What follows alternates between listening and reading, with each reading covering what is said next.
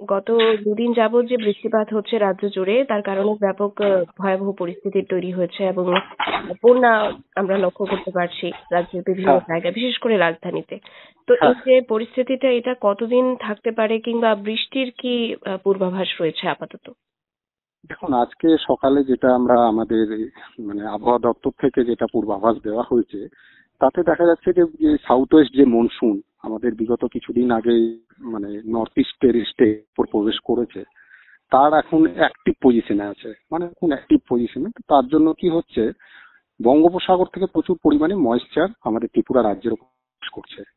তো এই সমস্ত দেখার যে আমরা পূর্বাভাস যে দিয়েছি, সেটা হচ্ছে আজকে 24 ঘন্টার জন্য আমাদের খোয়াই এবং ওয়েস্ট এই দুটো ডিস্ট্রিক্টে আমরা লাল সতর্কবার্তা জারি করেছি। কারণ এটা গত দুদিন যাবত এই ডিস্ট্রিক্টে প্রচুর পরিমাণে বৃষ্টি মানে হয়েছে। তো এরপরে যদি আজকে যদি বৃষ্টিটা হয়, তো ইম্প্যাক্টও তার অনেকটা বেশি হতে পারে। তার জন্য আমরা এই দুটো ডিস্ট্রিক্টে লাল সতর্কবার্তা জারি করেছি। আর বাকি যে জেলাগুলি আছে, সেই জেলাগুলিতে আমরা কমলা সতর্কবার্তা জারি করেছি এবং ভারী থেকে অতি ভারী বৃষ্টি হওয়ার সম্ভাবনা প্রত্যেক ডিস্ট্রিক্টেই থেকে যাচ্ছে।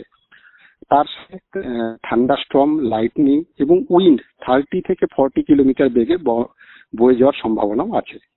এটা হচ্ছে আমাদের আজকের দিনের জন্য। এবং কালকের দিনের জন্য আমরা কিন্তু খোয়াই এবং ওয়েস্ট এই দুটো ডিস্ট্রিক্টে লাল সতর্কবার্তা জারি করা হয়েছে।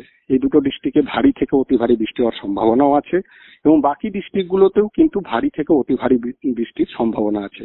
কিন্তু বাকি ডিস্ট্রিক্টগুলো আমরা কমলা সতর্কবার্তায় জারি করে রেখেছি দ্বিতীয় দিনেও।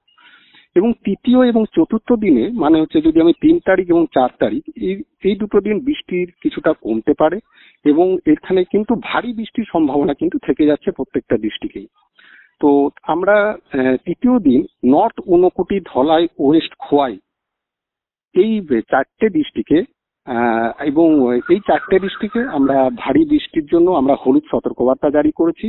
এবং চতুর্থ দিন মানে 4 তারিখ আমরা কেবলমাত্র নর্থ এবং ঊনকোটি এই দুটো ডিস্ট্রিক্টে আমরা ভারী বৃষ্টির সম্ভাবনা দেখতে পাচ্ছি। তো তার জন্য আমাদের হলুদ সতর্কবার্তা জারি করা আছে। মানে এই সামনের 4 দিন আমরা কিন্তু ভারী থেকে অতি ভারী সম্ভাবনা আমাদের জেলাগুলিতে থেকে যাচ্ছে। আচ্ছা, এই পরিস্থিতিতে তবে বন্যার কতটা প্রকোপ বাড়তে পারে? আজকে পর্যন্ত আমরা লক্ষ্য যদি করি, রাজধানীতে আগরতলা শহরে প্রবল বন্যা লক্ষ্য করা গেছে।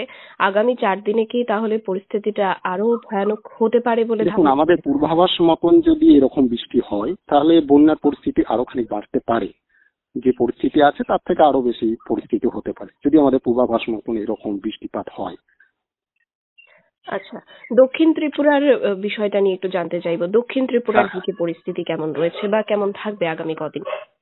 দেখুন, দক্ষিণ ত্রিপুরার আজকে আমার সকালে ওনার ডিএম এর সাথে আমার কথা হয়েছে। তো আমরা আগে থেকে জানিয়ে রেখেছি যে আজকে যেহেতু গতকাল ওয়েস্ট ত্রিপুরার ওপর আমাদের খুব ভারী বৃষ্টিপাত দেখা গেছে, তো আজকে এবং কালকে দক্ষিণ ত্রিপুরার ওপর প্রভাবটা বেশি হতে পারে। তো তার জন্য আমি আগে থেকে ডিএম কে বলে রেখেছি যেন তাদের গ্রাউন্ড টিমকে সতর্ক করে রাখে। তো আর ফ্ল্যাশ ফ্লাডিং এর সম্ভাবনাও কিন্তু দক্ষিণ ত্রিপুরার উপর আজকে থেকে যাচ্ছে।